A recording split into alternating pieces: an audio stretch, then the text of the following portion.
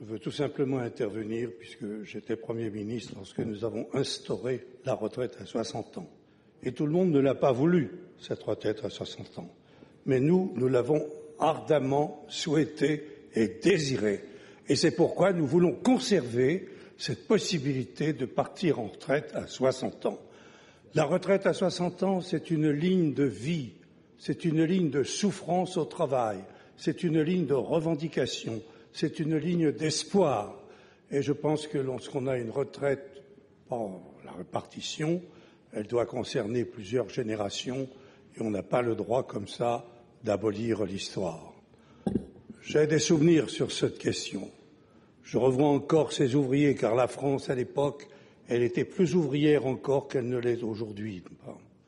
Je les vois encore venir me voir, comme ils allaient voir beaucoup de leurs élus, pour leur dire, et ils le disaient en patois chez moi, je ne peux plus arquer, je ne peux plus avancer.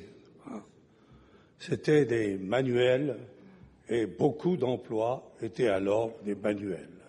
Et ils ne pouvaient plus avancer. Ils voulaient un certificat médical, ils voulaient voir leur élu pour dire « mais comment on me sortir de là ?» Nous étions dans l'opposition. Ça a duré tout de même 25 ans. Et lorsque nous sommes arrivés au pouvoir, en 82, nous avons tout de suite proposé la retraite à 60 ans. Ça a été un immense espoir de toutes les revendications ouvrières et autres, d'ailleurs, ça a été la plus importante. Et elle est restée la plus importante. Et elle le restera dans l'histoire sociale de la France. C'est bien qu'en catimini, presque, la liquider de cette façon, ça n'est pas possible, quelles que soient nos convictions et quelles que soient nos idéologies qui peuvent être différentes sur ce plan-là. Et puis ce n'est pas digne d'un système par répartition qui est essentiellement un système qui repose sur plusieurs générations. Par conséquent, la retraite à 60 ans, elle a immédiatement gonflé nos voiles, elle a immédiatement provoqué des rassemblements, des meetings, etc., de 20 000, 25 000, 30 000 personnes. On ne voit plus ça aujourd'hui. C'est dans le souvenir collectif des Français et des Françaises. Et par conséquent, c'est tout de même important.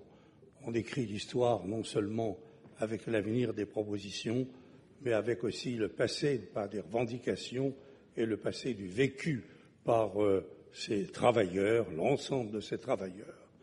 Et c'est pourquoi nous pensons que c'est une erreur profonde d'effacer cette ligne de la retraite à 60 ans. En tous les cas, nous ne voulons pas le faire. Et voilà pourquoi, certes, nous sommes partisans d'une réforme, nous sommes partisans des changements.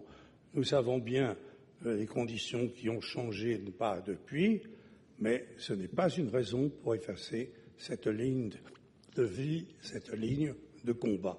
J'ajoute d'ailleurs que dans la situation présente, qui a naturellement changé et qui justifie par des propositions qui seront faites et qui sont les nôtres pour sauver le système de répartition, je crois qu'il y a encore des catégories, certes moins nombreuses, mais des catégories qui souffriront de ne pas leur permettre d'ouvrir le droit à la retraite à 60 ans.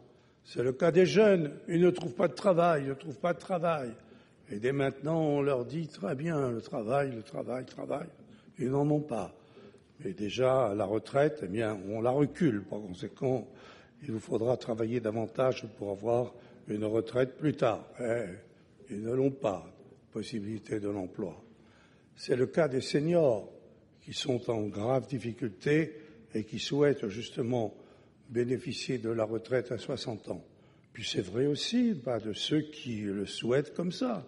Nous pensons que c'est un droit presque fondamental, maintenant, compte tenu de ce vécu collectif qu'a été la retraite à 60 ans, de prendre sa retraite à 60 ans, même avec des modifications, évidemment, qui doivent être prises pour l'ensemble des problèmes des retraites. Voilà, je crois que on vit un moment où on prend conscience quand même qu'entre vous et nous, il il y a quand même une très grande différence. Vous oubliez facilement quelles ont été les attentes du peuple, quelles ont été leurs revendications, quels ont été leurs combats, et en particulier de cette France ouvrière, dans une industrialisation qui a rencontré beaucoup de difficultés, qui a mal vieilli, qui s'est effondrée, vous le savez dans quelles conditions, qui a créé le chômage de masse.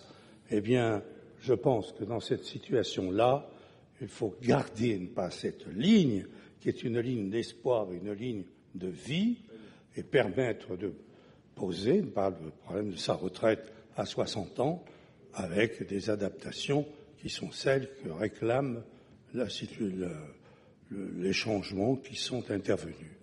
Et voilà pourquoi, d'une façon un peu solennelle, en pensant à ces millions de Français qui ont été secoués par cette question, qui l'ont revendiquée, qui l'ont voulu, et qui restera jusqu'à la fin de leur retraite pour tous ceux qui y sont, comme finalement un grand combat de leur vie et d'honneur pour eux, pour récompenser leur travail.